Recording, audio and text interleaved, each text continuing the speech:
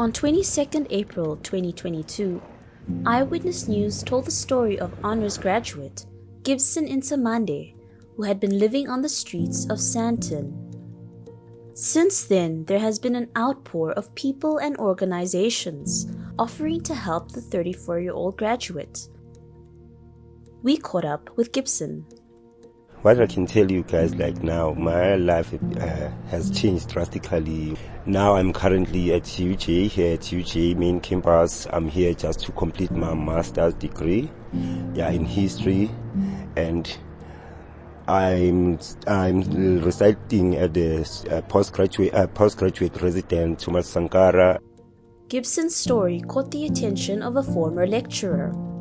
After tracing him, he assisted Gibson in getting new clothes and a safe place to stay for a few days. The University of Johannesburg is now in the process of re-enrolling him. They have, provided me with a tuition fee, to complete my master's, and then they scratched off my debt. Gibson says he is overwhelmed by all the assistance he is receiving. I can say I'm very, very excited, about how people responded, on my situation. And I also like to thank, those who contributed, their monies and also their materials toward me. I'm pretty sure the reason why they did so because they have a hope on me. It's a donation, but at the same time it's an investment because I am willing to give back to the community. Therefore, I'm encouraging them to do more on other people who are having who are in this situation like myself. NGOs, government departments, tertiary institutions, and normal citizens have reached out to offer help. The crowdfunding campaign, which is managed by Sonia Danti, says the money has reached over 200,000 Rand. Danti, age 21, has been helping Gibson since she met him on the streets in February this year and was touched by his story. I met Gibson in the streets, basically. I was with my friend and, we were speaking about university and all that stuff and degrees.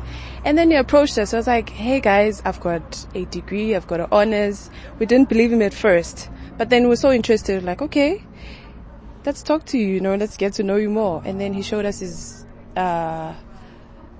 copies and everything and his qualifications. He kept them in a bag, in his trolley and whatnot. It was heartbreaking because this person was a graduate and he was unemployed. He was staying in the streets. And so, I decided that, I need to tell my parents and then maybe he can come through. We don't have much DT and all that. So he came to our place, met my mom, and my mom was like, this is a good guy actually.